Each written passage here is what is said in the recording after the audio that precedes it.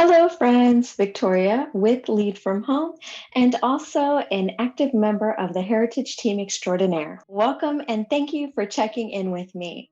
Something horrible happened to me while I was teaching in the online platform. I use a software called ManyCam for interaction and for video so that I can layer things and present things in a nice consistent way, make it engaging, right? What happened? I got ManyCam Timeout. Time out! And guess what? This happened as soon as I had to teach a class. This is absolute no-no, because if you're having tech issues when you are teaching, everything goes awry. Your anxiety, your blood pressure, of course, this is how you make a living. So what happened and what was affected? Was it just ManyCam or was it an update that I loaded? I am using a MacBook Pro.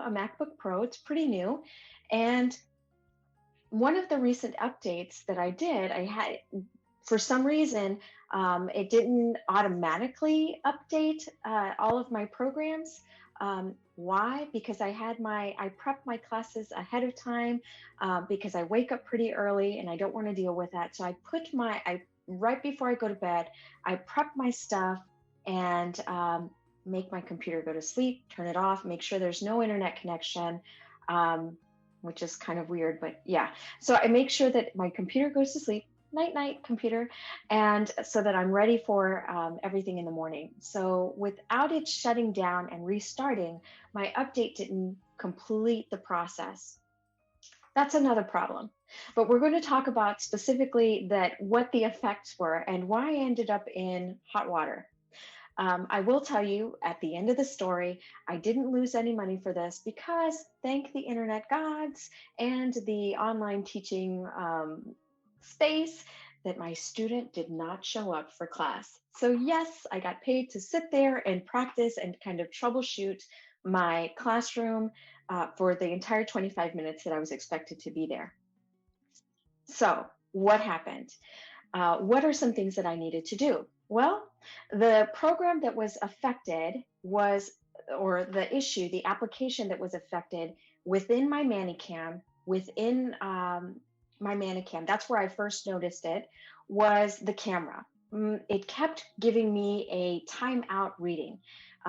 What does this look like? You don't want to know. You don't, I promise. All it had was the word timeout in the middle and then the dot, dot, dot, like the loading ellipsis. Yes, we don't want that ever.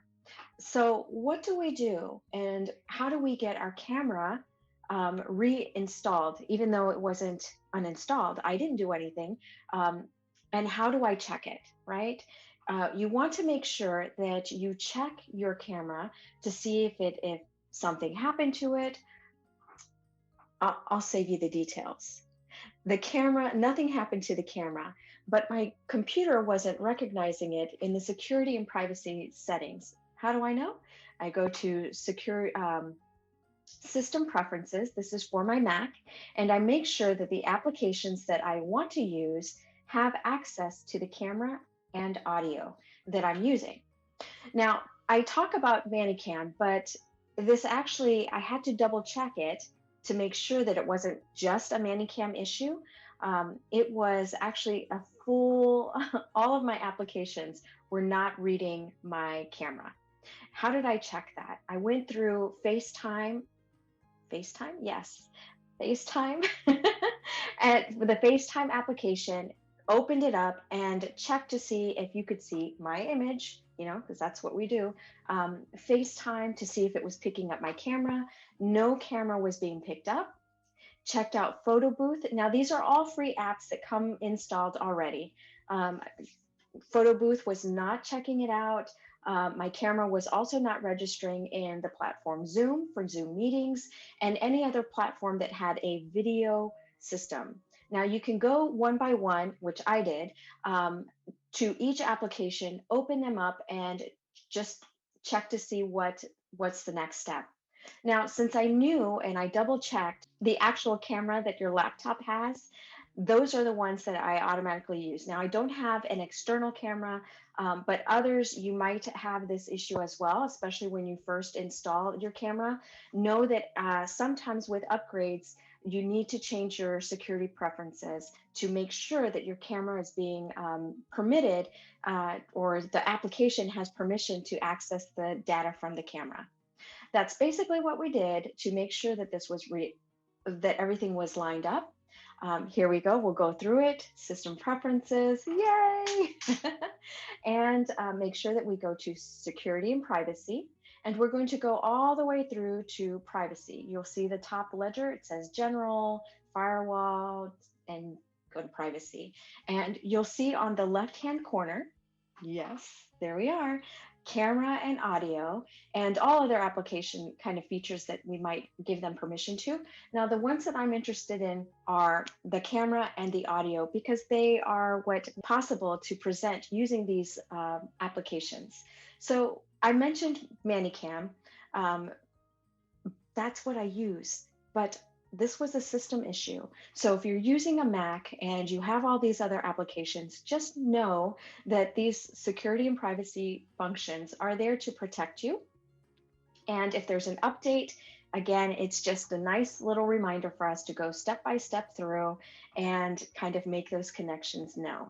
Now, this is helpful for other things. One, updates happen. If you know where to go, if this happens when you have only a few minutes to do it, you can easily just double check it. But my number one thing, and this is what I did at the end of everything to make sure that it processed, is shut everything down and reboot. Shut it down. Don't tell it to go to sleep. Don't let it just kind of see if it'll fix itself.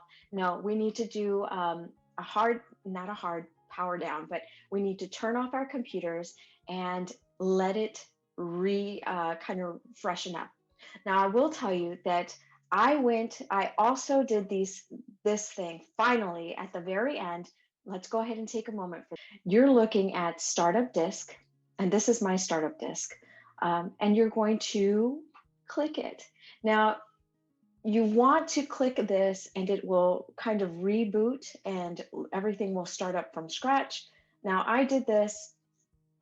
It says here that you can restart this computer in target disk mode. You can connect it to another computer using the Thunderbolt cable. I have that, but I didn't need to. All I did was click this, let it start over, and set itself back up. It was kind of like a refresh, so to speak. I'm glad you're still with me. I know that that is like the last resort, but if you need to do this, just know that your computer will fully power down and restart. Now, this is something that you want to check out before you enter the classroom. Now, I teach online through a company called VIPKid. So if you're familiar with me and you followed me through the journey, then you know that I teach with VIPKid. I often prep my classes ahead of time. Nothing too fancy. I like to spend my time helping out and doing all sorts of other projects.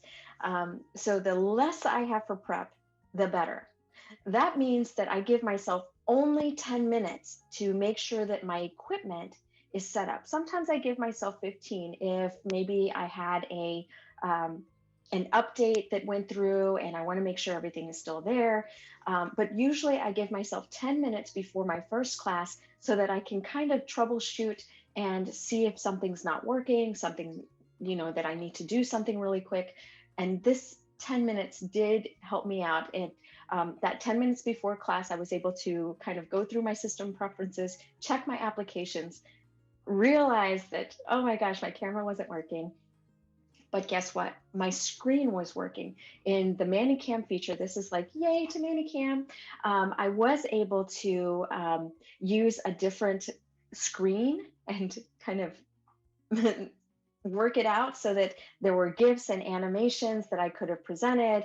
And if I needed to, I could create a new image of myself using my cell phone and doing some fancy stuff with a Thunderbolt cable.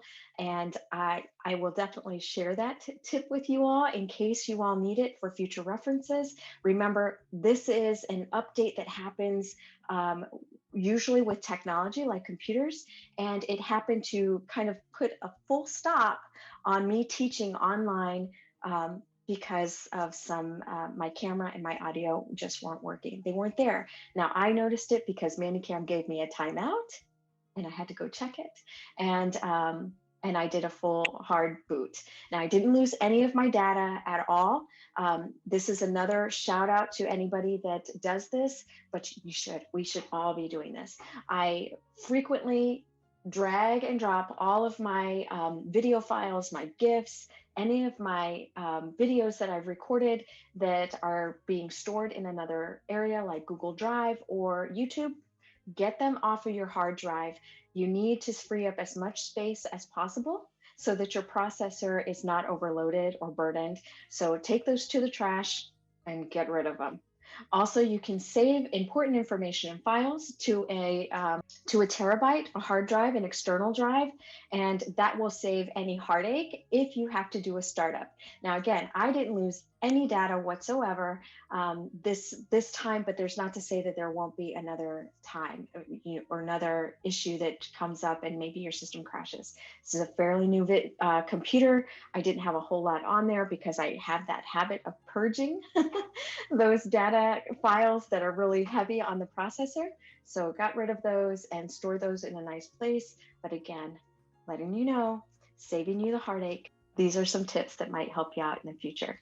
All right, there's my tech tip for today. I want to say thank you as always and see you next time. Bye, friends.